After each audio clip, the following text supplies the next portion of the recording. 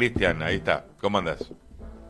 Bien, bien, todo bien, gracias. Espero que ustedes también. Bueno, la primera cuestión para charlar, queríamos hablar con vos, que sos especialista en esto, porque corregime si no, pero hace 4 años tenemos una guerra en Europa que no ha terminado y de vez en cuando llega alguna información así un poco aislada, tirar una bomba acá, bombardearon esto. eh, Putin hizo tal cosa, le contestaron tal otra, pero hay una guerra que sigue entre Rusia y Ucrania y eso hoy, entrando en agosto, año 2026, ¿en qué está esa guerra? Sí, a ver, como es habitual desgraciadamente en nuestro país, a la geopolítica se le da muy poca relevancia, a pesar Eso. de que justamente lo que se está discutiendo a través de una confrontación bélica en Europa es justamente el futuro geopolítico de toda la humanidad, ¿no? Así que, pero bueno, nosotros estamos entretenidos con las discusiones de Milei, Mm, Lula y sí. algo más Ajá. acerca del cordón cuneta, ¿no? Eso es lo que nos tiene Mm, tan bien posicionados a la Argentina, desgraciadamente. Ahora, mm, respondiéndote esto, Fede, la situación está más que álgida, no baja la intensidad.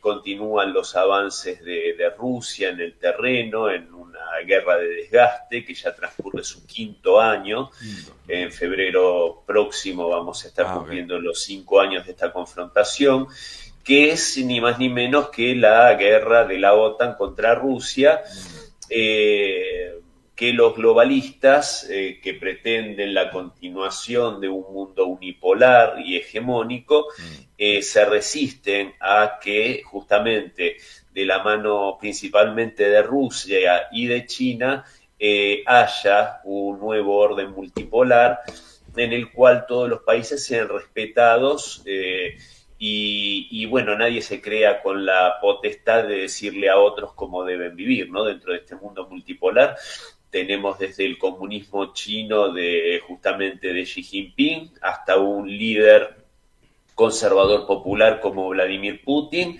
mm. una teocracia como la de la República Islámica de Irán.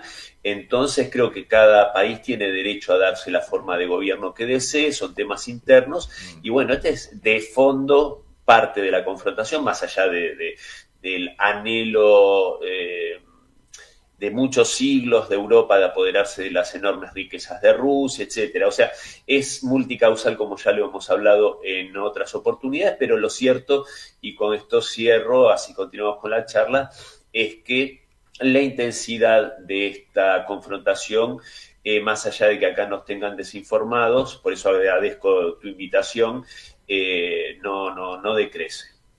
Cristian, buen día, ¿cómo estás? Pablo te saluda. Hola Pablo, ¿cómo estás? Haces bien en poner en contexto y en cómo tomamos en la Argentina, por ejemplo, este tema. Y esa fecha de febrero, 24 de febrero, si no me equivoco, del 22, es el corolario también, a su vez, de un proceso de algunos años. Estaría bueno que nos cuentes también qué había pasado en los años previos entre Rusia y Ucrania para entender, porque imagínate si no nos cuentan lo que está pasando ahora, tampoco se hace el ejercicio de mostrarnos cuál fue la secuela que derivó en esto que hoy estamos atravesando. Sí, es interesante la pregunta y voy a tratar de responderla brevemente porque si no sería muy arduo y no quiero extenderme demasiado, pero lo cierto es que la caída de la Unión Soviética, que es a donde nos tenemos que remontar, fue por supuesto provocada no solo por las políticas que llevaron adelante especialmente Ronald Reagan, Margaret Thatcher, el Papa Juan Pablo II, sino también por infiltraciones dentro de la Unión Soviética, en el aparato del Partido Comunista de la Unión Soviética, específicamente Mikhail Gorbachev, hay que decirlo, Boris Mm. Yeltsin también era parte del Partido Comunista y, y estaban ahí evidentemente para destruir el país. En paralelo con esto, por supuesto que parte del plan era dejar infiltrar ONGs, específicamente las ONGs nefastas de ese enemigo de la humanidad que es George Soros, y hicieron un muy buen trabajo, hay que reconocerlo. Esto confesado por el mismo Soros en entrevistas televisadas. Y desde el primer momento en que se disuelve la Unión Soviética, y se crea artificialmente la República de Ucrania, se le empieza a utilizar, se empieza a abonar el terreno para utilizarla a futuro como un ariete contra la Federación Rusa, porque a pesar de que la Unión Soviética al disolverse y Rusia como su heredera natural y legal, dentro del derecho internacional, digo, la legal sucesora de la Unión Soviética es la Federación Rusa. Ajá. Y hay que recordar que la Unión Soviética tenía 23 millones de kilómetros cuadrados y hoy Rusia tiene 17 millones. Fíjense que 6 millones de kilómetros cuadrados se perdieron, que eran parte no solo de la Unión Soviética, sino incluso antes del Imperio Ruso. E incluso vamos a subir la apuesta, el Imperio Ruso llegó a tener 24 millones de kilómetros cuadrados, o sea que esto fue un plan de desmembramiento que le salió muy bien, hay que decirlo, pero que no se detuvo ahí, sino que siguen teniendo la aspiración, y esto dicho públicamente por diferentes líderes europeos, la intención de desmembrar a Rusia. Y obviamente el elegir a Ucrania como este ariete no es casual, tiene dos componentes, el componente de utilizar a los nacionalistas ucranianos que ya fueron utilizados desde el principio del siglo XX, y también el componente emocional, porque los pueblos ruso, bielorruso y ucraniano son eslavos orientales, son la misma cosa. Es como si se plantease una guerra fratricida entre uruguayos y argentinos, somos la misma cosa. Entonces es realmente muy, muy doloroso, eso le suma otro ingrediente, y también el hecho de que Rusia por eso no va con la profundidad y la violencia que iría si con otro país de Europa que amenazase la integridad o la seguridad de Rusia. Entonces, dicho esto, y para ir concluyendo, el corolario de esto es cuando en 2014 se hace un golpe de Estado contra Víctor Yanukovych, que era un político que lideraba el Partido de las Regiones, que era un partido político que representaba justamente la diversidad étnica del país ucraniano, con una aceptación que llegó a tener más del 90% de los votos en las regiones del oriente y del sur de Ucrania, de mayoría rusófona, también representando a otras minorías, como la minoría húngara de Transcarpatia. Hay que decir que en 2004-2005 le robaron las elecciones a Víktor Yanukovych en favor de otro político ultra pro-occidental, que era Víktor Yushchenko, que es ahí un poco donde empieza a profundizarse, es el que le da el título de héroe de Ucrania al criminal de guerra colaboracionista nazi Stepan Bandera. Entonces, bueno, en 2010 no le pueden quitar el triunfo a Yanukovych, llega a la presidencia, en 2014 le hacen un violento golpe de Estado que lo recordamos como el Euromaidán, y ahí las regiones que justamente consideraban legítimamente a su presidente Víktor Yanukovych se levantan en armas, desconociendo este golpe de Estado, o sea, lo que sería legítimo, hace un golpe de Estado, la gente se levanta a defender la Constitución y es atacada violentamente a través de una operación antiterrorista que a 2022 ya había cobrado algo así como 15.000 muertos, muchos de ellos niños, civiles. Y a pesar de esto, Rusia se mantuvo desde 2014 con una postura muy contemplativa, tratando de llegar a la paz, de promover los acuerdos de Minsk que se firmaron por parte del gobierno de Petro Poroshenko, que es el que viene después del golpe de Estado, también un pro-occidental bastante desagradable, con Francia y Alemania como garantes y Rusia también como garantes. Bueno, la garantía de los europeos fue que públicamente Angela Merkel y este hombre François Hollande, que eran respectivamente los mandatarios de Alemania y Francia, dijeron públicamente que esos acuerdos de Minsk que buscaban el alto al fuego, que se respetase la identidad cultural y la lengua de las regiones rusófonas, pero que al mismo tiempo siguieran bajo soberanía ucraniana. Bueno, que esto había sido tan solo un ardid para armar y fortalecer Ucrania en una futura guerra contra Rusia, lo dijeron ellos, también lo dijo Petro Poroshenko, y a pesar de eso Rusia siguió manteniendo su compromiso con estos acuerdos hasta que en 2022, el 16 de febrero, se inicia una ofensiva exponencialmente grande por parte de las fuerzas de Kiev, con bombardeos de artillería, etcétera, contra la población civil en el Donbass, y esto era el preludio de un ingreso por tierra y una limpieza étnica, lisa y llanamente. Ahí ya realmente se hace imposible seguir al margen por parte de Moscú. La Duma estatal, que sería la Cámara de Diputados, le exige a Putin tomar medidas para salvar a la población civil de este genocidio, y el 22 de febrero de 2022 oficialmente se reconoce la independencia de las repúblicas populares de Donetsk y Lugansk, y el 24 se inicia la operación militar en auxilio de esta población civil, que, repito, la idea era hacer una limpieza étnica que implicaba el desplazamiento y o el asesinato de estas poblaciones.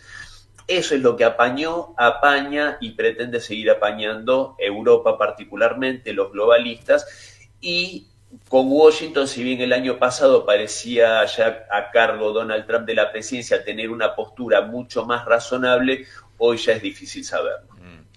Justo te iba a preguntar eso, Cristian, sobre cuando en esta nueva presidencia de Trump se hablaba, no, asume Trump ahora y se acaba la guerra en Rusia porque, no sé, va a liderar ahí con Putin y demás. No pasó eso y no sé bien cuál es la postura. Pareciera como que se corrió y dejó que siga sucediendo la guerra entre Rusia y Ucrania, o dejó también a Europa a su suerte, ¿no? Sin meterse Donald Trump. Yo creo, Fede, que es un poco todo eso junto y algo más. A ver, ¿cómo sería? Yo el año pasado, en varias intervenciones, especialmente en Negocios Televisión, el canal español, planteaba que, si bien yo creía en la honestidad y en la certeza, y aparte no lo decía solo yo, lo dijo públicamente el presidente Putin, en la buena voluntad de Trump para llegar a un acuerdo, esto aparte no tenía que ver con que Trump fuese bueno, humanista o pacifista, sino que tiene que ver con que Rusia, en una alianza con Estados Unidos, podía ayudar en gran medida a los planes del MAGA, del America First, que pretendían, entre otras cosas, la reindustrialización de Estados Unidos. Recordemos la necesidad de tierras raras, que de hecho hoy se está viendo en la merma del arsenal de Estados Unidos, ya que algo así como el 90% de la explotación y el refino de tierras raras está en manos de China, lo cual obviamente para Estados Unidos es un contratiempo.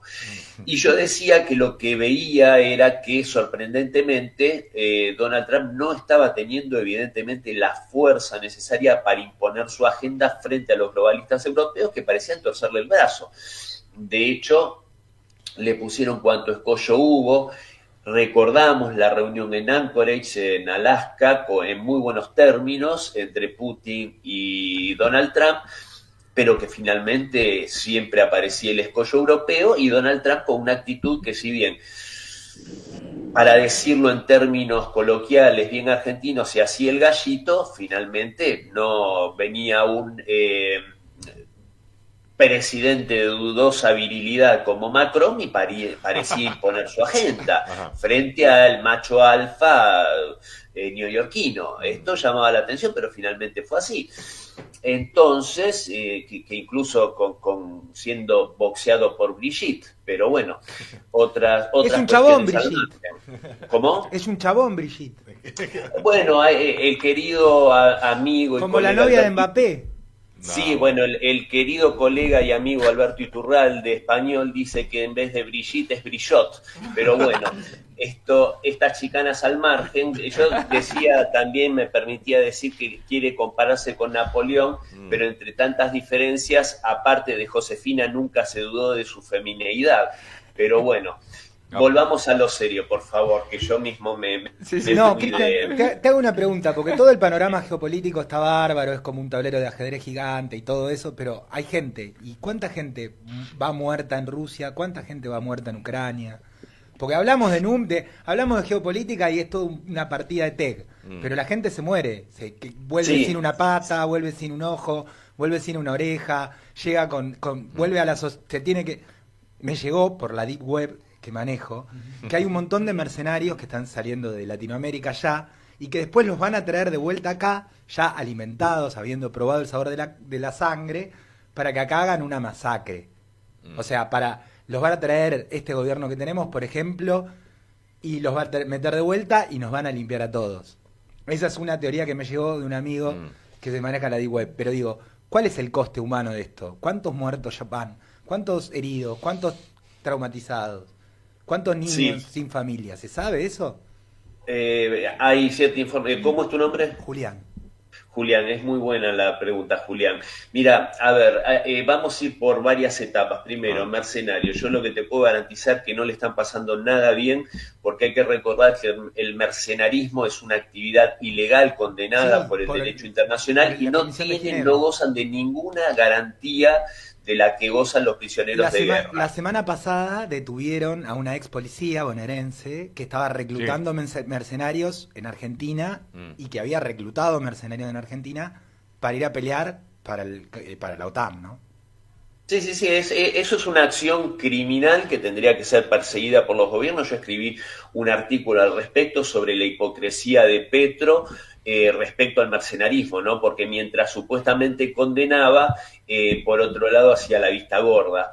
Pero bueno, dicho esto, porque hay muchos mercenarios colombianos, el mayor número son polacos, pero bueno, hay que ver de todos modos cuántos regresan. Yo no creo que regresen muchos, o por lo menos en buenas condiciones. Lo cierto es, Julián, que como vos muy bien dijiste, incluso bandas de narcotráfico, especialmente, justamente decía, en Colombia y en México, los mandan para hacer una especie de posgrado in situ, especialmente sobre la guerra de drones, cosa que ya se está viendo utilizado por bandas narcos en México, el mismo tipo de guerra de drones, que sabemos que son los drones FPV, los drones comunes y corrientes, pero que se le adicionan, puede ser desde una granada RPG-7, una mina terrestre o lo que sea, y se vuelven realmente armas realmente mortíferas.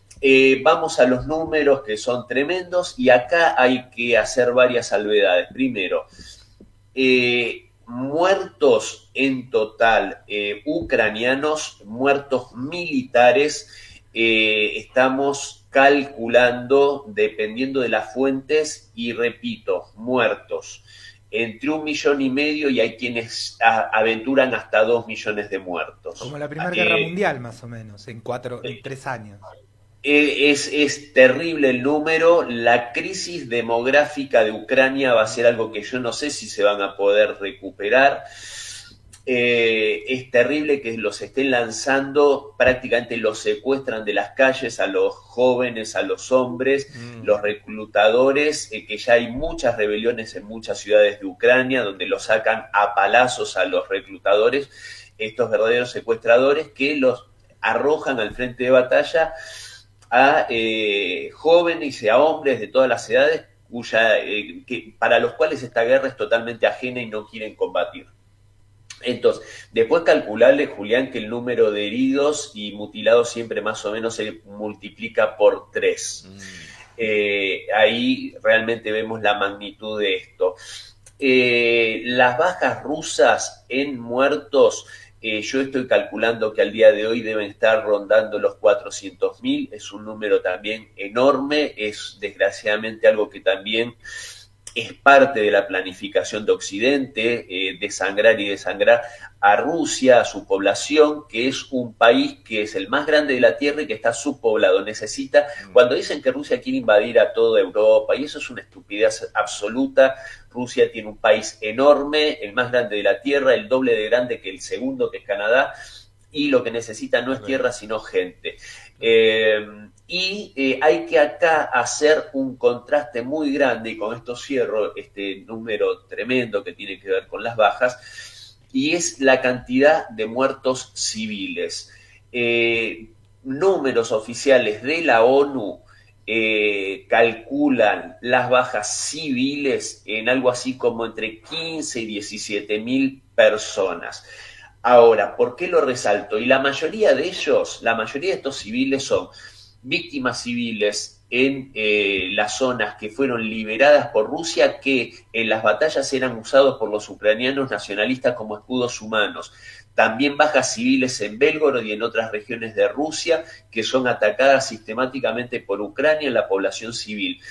Y contrastemos el número de militares muertos con el número de civiles muertos y pensemos en los civiles muertos en Gaza, en Líbano ahora en muchísimo menos tiempo, y esto lo destaco porque justamente si Rusia en esta guerra que se prolonga y que muchos dicen no, Rusia no avanza, Rusia va muy lento porque trata de operar quirúrgicamente para minimizar el sufrimiento y las muertes de civiles, por lo que dije al comienzo, son pueblos hermanos y al final de esto va a haber que reconstruir una vida y una convivencia en común entre ucranianos y rusos. Cristian, ¿cómo te va? Ezequiel te saluda. Ezequiel, ¿cómo estás?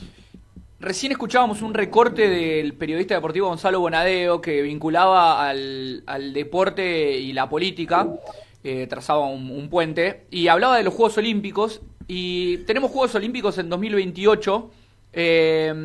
¿Cómo es el estado de situación de Rusia de cara a los Juegos Olímpicos? Que creo que son en Los Ángeles, incluso. Sí. Si le levantaron el veto a los atletas olímpicos, y a los atletas, digamos, a los atletas rusos. Y también leía un artículo donde hay muchos atletas que decidieron incluso competir en diferentes deportes para banderas que no son de ellos, digamos. Compiten para Francia o para Italia en algunos de los casos. Bueno, ¿cómo está el estado de situación deportivo de Rusia? Mira, hace apenas una semana justamente el Comité Olímpico Internacional levantó esta sanción, este veto a los atletas rusos, que yo creo que fue más que nada una jugada política para evitar el reclamo de doble vara de medir cuando se hace esto con Rusia de una forma totalmente injustificada, porque repito, la acción que hace Rusia está contemplada en la Carta de las Naciones Unidas en defensa de una población en riesgo de genocidio, y no así lo que está haciendo Israel. Lo que está haciendo el Estado de Israel y su élite política es un genocidio en toda regla y no recibe sanciones, no recibe nada. Entonces yo creo que por parte del Comité Olímpico fue un poco curarse en salud y anticiparse a este tipo de reclamos. Y lo que hacía mucho, porque hay que entender algo, a un atleta olímpico se le corta la posibilidad de competir internacionalmente, y prácticamente se le destruye la carrera. Entonces, lo que han hecho la mayoría, te diría, de los atletas rusos, es una posibilidad que tenían, que era la de competir bajo ninguna bandera, o sea, competir de una forma que no exhibieran la bandera rusa, el nombre del país, el himno, etcétera, que, repito, muchos se vieron obligados a hacerlo porque, repito una vez más, si no se les destruye la carrera, pero también muchos de ellos han recibido sanciones y multas porque a la hora de ser premiados o sacaron la bandera rusa o hicieron un acto de rebeldía, porque la verdad es que el patriotismo en Rusia es algo sagrado y es algo que la verdad nosotros también deberíamos aprender. Entonces es difícil a los rusos querer obligarlos a que no se sientan orgullosos de su bandera o de sus símbolos patrios. Cristian, hay algo interesante en tu recorrido, y recién Ezequiel mencionaba Naciones Unidas. ¿Qué pasa con Rusia en términos de el sistema jurídico internacional? Rusia, vos decías, heredó el estatus jurídico de la Federación Rusa, la Unión Soviética, y mantiene en esa calidad un lugar en el Consejo de Seguridad de Naciones Unidas, por ejemplo.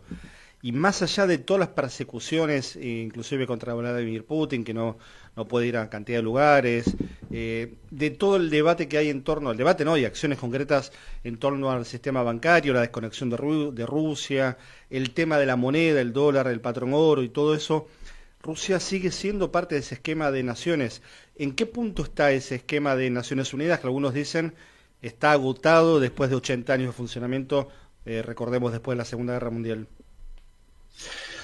Es súper interesante y a ver, cuando empezó o cuando eclosionó esto, ¿no? A partir de la operación militar especial, hubieron algunos países y algunas personas totalmente desquiciadas e ignorantes, como Kaja Kallas, la hoy jefa de la diplomacia europea, que planteaba que se debía expulsar a Rusia del Consejo de Seguridad de las Naciones Unidas.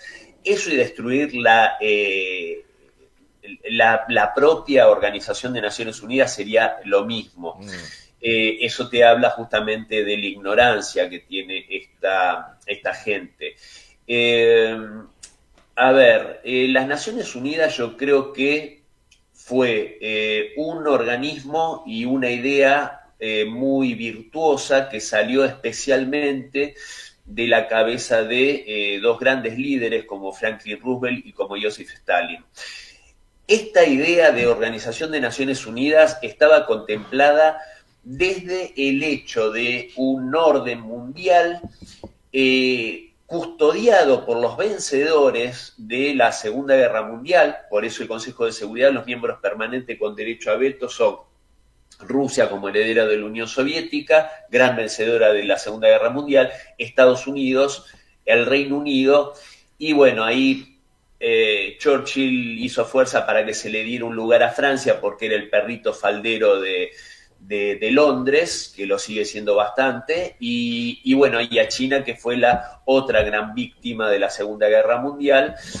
Y entonces esto tenía que ser un orden custodiado por países aliados y amigos que garantizasen la paz mundial. ¿Esto cuándo se desvirtúa? En realidad se desvirtúa cuando muere Franklin Roosevelt, llega a la presidencia ese personaje despreciable que fue Harry Truman, y se comienza la Guerra Fría. Ahí se desvirtúa, porque de los países que tenían que, como amigos y aliados, y Roosevelt fue un gran amigo de la Unión Soviética, garantizar la paz mundial, parte de los vencedores le declaran una guerra fría al principal vencedor, al que más muertes puso y sacrificó para vencer al nazismo. Entonces ahí se desvirtúa todo, y pese a eso se mantiene un orden que, mal o bien, garantizó que no hubiese una nueva guerra mundial, más allá del equilibrio nuclear, etcétera.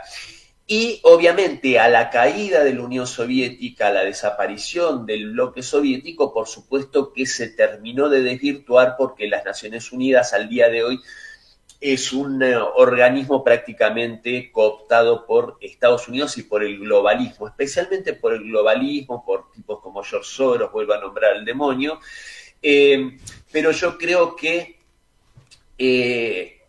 merecería la pena en una instancia que se termine de consolidar el mundo multipolar, derrotando al globalismo, que se pueda reformular, pero no ningunear la idea de las Naciones Unidas, porque yo creo que la idea en sí es muy buena, sí habría que reformularla en un nuevo orden multipolar de respeto mutuo entre los países. Cristian, te agradecemos mucho tu tiempo, sabemos que tenés que continuar ahí tu agenda de trabajo, en un ratito saliendo ahí para México, así que muy agradecidos como siempre por el contacto y por tus palabras. El agradecido soy yo con vos y con tu equipo, porque como dije al principio, cuando para tranquilidad de la clase política argentina, y digo toda la clase política argentina, les da mucha tranquilidad y una cosa muy armoniosa tenernos discutiendo acerca del cordón cuneta y de las pelotudeces, perdónenme el francés, que dice Milei. Ustedes cada tanto me invitan para hablar de estos temas que, como le dijo Xi Jinping a Vladimir Putin en una de sus últimas reuniones en Moscú, estamos trabajando para el orden mundial de los próximos 200 años. Esto lo dijo el líder chino, no es un tema menor, porque aunque les pese a nuestra clase política, la Argentina sigue estando en el planeta Tierra. Les mando un abrazo grande. Abrazo grande, gracias, Cristian. Cristian La Mesa, ahí pasaba, periodista, analista internacional, rusólogo también en su definición, nos dijo hace varios años, la primera vez que conversamos, yo soy rusólogo, y bueno, ahí está. Fue brillante esta entrevista. Espectacular, bueno. Lo digo poco objetivamente porque fuimos parte de los primeros interlocutores, digamos. Qué buena entrevista hicimos, la verdad, sí, la verdad, qué campos que estamos. qué genio. Y además estaba Cristian. Sí, Cristian un capo también, menos mal que vino. Che, viste que dice, no se habla del entrevistado cuando no está, pero para hablar bien, esto Me recortemos. gusta cómo se pone la camiseta. Me encanta esa pasión para ponerse la camiseta y contestar con información. Claro. Es interesante, porque si no, viste, qué sé yo. No, que vos les preguntás a cualquiera de los que acá en la Argentina se ponían la camiseta de Somos Todos Ucrania hace unos ¿Te años, acordás? que ya ni ellos se acuerdan dónde Vos. tienen guardada la bandera. Vos. Acá había uno. Yo me puse la remera, casi me hago de Boca, boludo, para bancar a Ucrania. Porque Se te claro, cayó un ídolo. la autodeterminación, pero me salió esto, No hay Trotsky es autodeterminación, ucraniano. claro. Entonces, Era acá lo hay más algo. nazi de la Unión Soviética, los más bueno, nazis pará, eran pará. los ucranianos. Hay que decir algo. Es como los Hay croatas. en la Unión Soviética hay un problema de la Debate en la nacionalidad. Unión Soviética. Comenzó. La disolución de la Unión Soviética es una guerra de mafias. Está la mafia rusa, Bueno. está la mafia ucraniana. Hay un problema de las nacionalidades que... Está el más allá golpe de la política- Yeltsin también, ¿eh? Bueno, Yeltsin hace un golpe en Rusia, no lo hace para la Unión Soviética. O sea, Ok. hay un nacionalismo ruso. Sí, La Unión Soviética no solo combatía el nacionalismo ucraniano, Que es previo, también previo a combatía la el revolución. nacionalismo Está claro, ruso. está claro que... La Unión Soviética estaba en contra del nacionalismo ruso y del nacionalismo ucraniano. Stalin era georgiano. Pero hay Khrushchev un par... era ucraniano. Sí. Ah, Khrushchev era Ucrania. Entonces, acá hay algo. Hay el un otro par, que un par de cuestiones que son históricas que tienen que ver. Una con la creación del pueblo ruso hace miles de Los años. eslavos tienen una vieja tradición de matarse entre hermanos. Y eso estaba ubicado en la zona donde hoy está Ucrania, el Rus Ah. original. El primer reino es el Rus de Kiev. El Rus de Kiev. Ahí aparece la idea del imperio ruso. Las Fantástico. señoras rusas, cuando le decían que estaban bombardeando Kiev, decía ¿quién? Los alemanes. O sea, había en el momento cuando empieza la guerra, le dice, estamos bombardeando Kiev, le preguntaban los rusos a las rusas. ¿Quién? A las señoras, ¿Kiev? ¿Quién? Los alemanes. No, nosotros los rusos. Dice, nosotros estamos bombardeando Kiev. Somos todos rusos. ahora. Y el otro dato... Vale, ¿y que Brezhnev es- de dónde era? Brezhnev Brezhnev, perdón. era ruso. Brezhnev era ruso. El borracho. que golpeaba los zapatos. Sí. No, ese era Khrushchev. Ah, La villa. Se sacó el zapato en Naciones Unidas Sí. y lo golpeó en En la mesa. la mesa. Espectacular. el de los 80, digo, que era Brezhnev.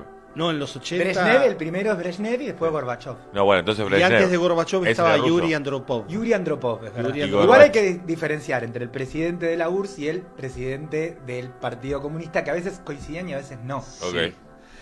Hay otro dato interesante, Cristian lo menciona y para mí es central para entender todo este proceso que todavía está en formación y en desarrollo, que es el papel de la OTAN. Él lo dijo de entrada y yo le agrego un dato, no para corregirlo, obviamente que él es un recontra capo en el tema y lo explicó además muy didácticamente, que los acuerdos de la salida de la Unión Soviética entre Gorbachev y Bush, Clinton.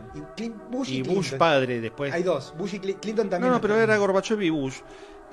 Incluían el compromiso a la OTAN de no correr sus países hacia el este europeo. Y después fueron sumando a Bulgaria, a Polonia, Igual hay que decir que a en el Checoslovaquia. 2003 Putin aplicó para que Rusia entre a la OTAN también. Y bueno, ¿qué Cuando era el momento de la guerra contra el terrorismo, Putin dice, vamos toda la OTAN, vamos toda la OTAN. O sea, Putin no quería... De hecho, en la ruptura del Nord Stream y todo eso, Putin no quería cortar los puentes con Europa. No, claro. Y a O sea, Europa no le conviene. Y a Europa esta- tampoco esta- quería esta cortar guerra, los claro. puentes con Rusia. En realidad Estados Unidos sí quería que se corten los puentes. Me quedé muchísimo con lo último también que dijo Cristian sobre la frase que le dice Xi Jinping a Putin, que están ordenando entre ellos Sí. el orden mundial de los próximos 200 años. Pero es que ese es el desafío de la política. Digo, desde un intendente a un presidente de una gran De potencia. Insaurralde, Claro, grande. Él ordenó su orden interno Ok, para ¿no? los próximos 200 años. El que no vino. Fermo, Moreira. fermo. el intendente de San Martín, ¿Cuándo viene? ya vino. ¿Sí? A este programa vino, sí. Pero tienen la obligación de pensar el mundo a 200 años. Mm. Uno le tiene que exigir eso a un dirigente político. Bueno, estaba viendo Porque el Nosotros experimento. probablemente no estemos en 200 años. Yo Cuando no, le ¿Qué? preguntaron no creo que llegue de acá a 200 años. Pero el mundo va a seguir estando, tiene que seguir estando. Y gran parte de que la... El hombre que Habla va a por vivir, vos, viejo. el ser humano que va a Hable vivir por él. 200 años ya nació, ¿o no? ¿Qué? Yo voy a vivir 104 Ok. al menos. ¿Qué era Li Biao o Deng Xiaoping? Que le preguntan, ¿qué piensa de la Revolución Francesa? Es todavía muy pronto para decir algo. Perfecto. ¿Cómo decía Perón sobre la política internacional? La política nacional es más simple que la política nacional. Porque Ok. dice, creo que es esta la frase. Un día le dijo a intendentes, ustedes tienen mucho trabajo porque tienen Claro. que ocuparse de 3 cosas. El alumbrado, el barrido y la limpieza. En cambio, yo me tengo que ocupar de 2 nada más. La política nacional y la política internacional. Excelente. Siempre Perón. Entonces, Cresta, llévatelo, Cresta. Como dice Jorge Gómez, que le mandamos un gran abrazo.